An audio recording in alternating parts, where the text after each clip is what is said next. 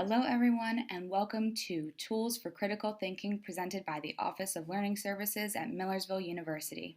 This workshop is taken from Paul Elder, 2006, Critical Thinking Concepts and Tools, and Dylan Beach, The Foundation for Critical Thinking.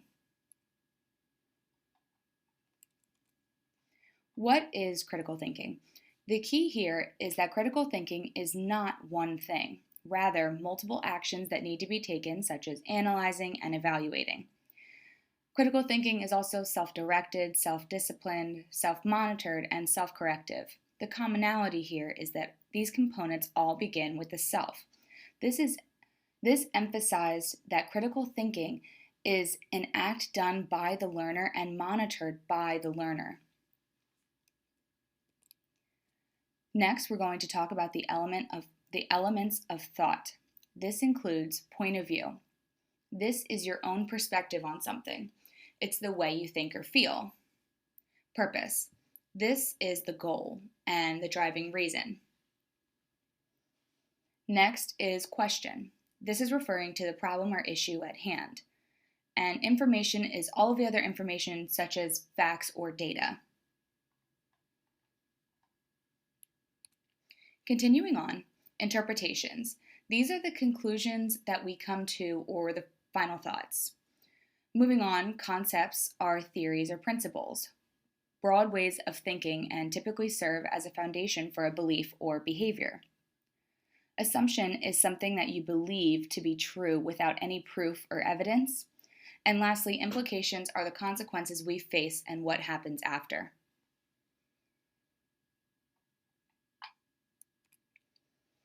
What we just discussed were the 8 elements of thought. The key here is considering how we use and apply these 8 elements in the real world. This gets us thinking about what questions we can ask that will help apply critical thinking to school assignments. These questions could be, how are my assumptions influencing my critical thinking? Or how are my interpretations of my schoolwork different than that of my peers? Next, we are going to talk about egocentric thinking. Egocentric thinking is referring to a way of thinking that is centered around only your perceptions. Thoughts and ideas like, it's true because I've always thought that way, is egocentric because it ignores other thinking and processes that may be better. This thinking does not promote learning because it closes the opportunity for more information and new information. Next, we will talk about universal intellectual standards. These are standards or questions which have to be taken into consideration to check the quality of reasoning used for a problem or situation. We will take the next few slides to talk about these different standards and why these standards are essential in critical thinking.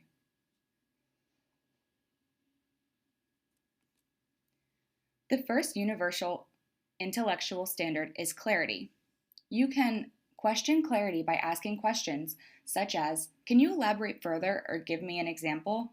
Clarity is so important because if we do not know what the idea is that is trying to be explained to us, there is no way to move forward to analyze that idea and think critically about it. The next universal standard is accuracy. A few questions you could ask yourself is that really true? And how can we check that? This relates back to the idea that just because something is clear and you know what the point is, does not mean that it's actually correct. Next is precision. This could look like asking for more details or more specificity. Just because a statement is clear and accurate does not mean it's precise. An example of this could be a statement such as, a study shows that most people like puppies. A way to investigate precision would be to ask more details, such as what is the percentage of people?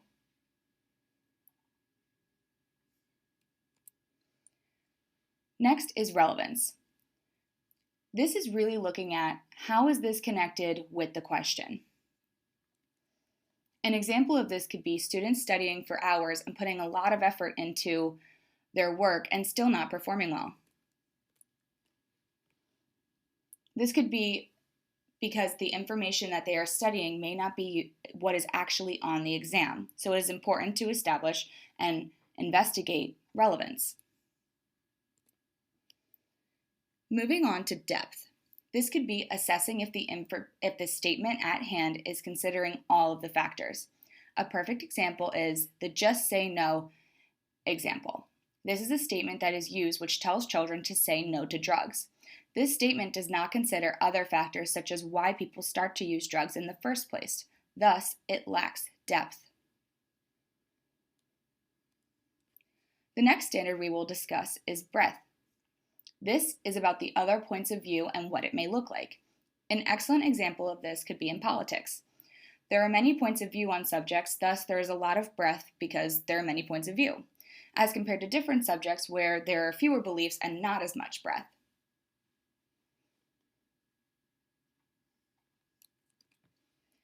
Continuing on to logic.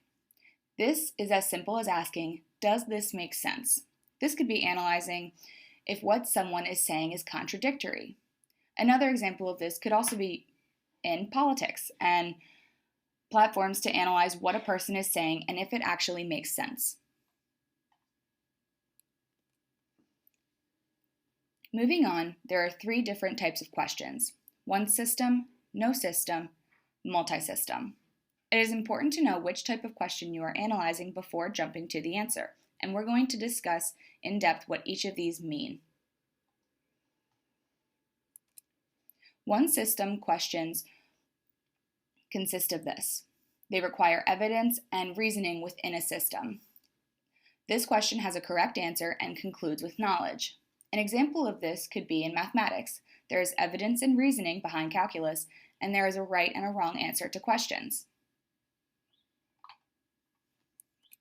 No system questions require stating a subjective preference and opinion and does not allow for assessment.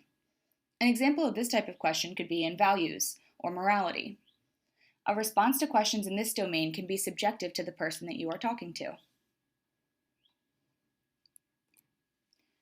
Moving on to multi-system questions. These questions require evidence and reasoning within several systems and supplies answers on a better or worse continuum concluded with a judgment. An example of this can be in psychology. There are differing theories in psychology for various phenomena.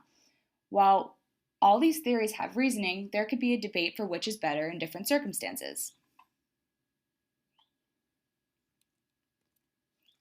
As we start to near the end of this workshop, we are going to talk about a guide for problem solving.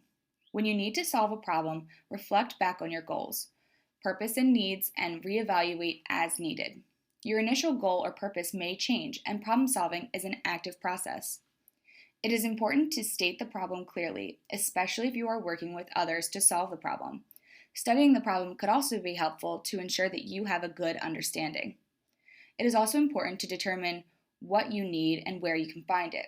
Whether it is data you need to collect or other information you are lacking, solving a problem requires having a full picture of what is at hand. Continuing on, problem solving involves interpreting all of the information you collect and determining your options available and evaluating each. This is key to some of the components we mentioned earlier, such as evaluation of other points of view and looking at breadth. Additionally, create a strategy and begin to apply solutions. This is centered around being intentional with problem solving and implementing solutions with integrity to the solution. By continually monitoring the solution you implemented, you can judge if the solution was successful or if you need to go back and modify what you selected. Now we will discuss a few tips for analyzing research. This involves a few strategies we have already discussed for critical thinking skills. First would be to determine the purpose or goal of the research.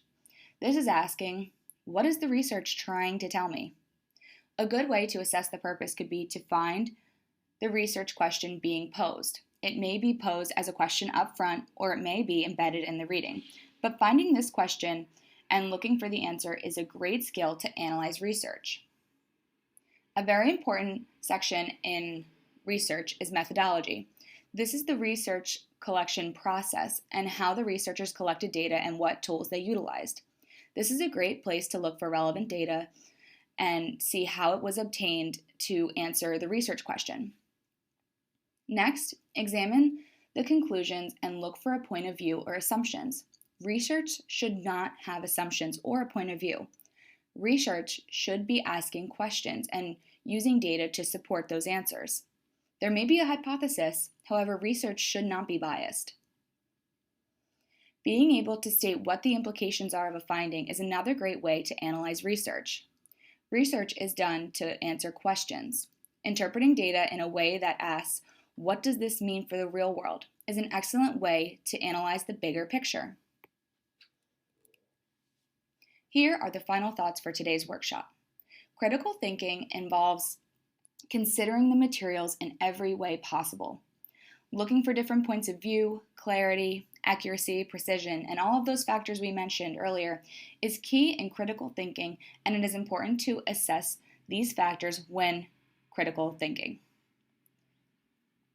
It is important to apply these standards to problem solving and research assignments to ensure that you are being a critical thinker and utilizing the best practice possible for problem solving. That is all we have for today's workshop. Thank you for listening.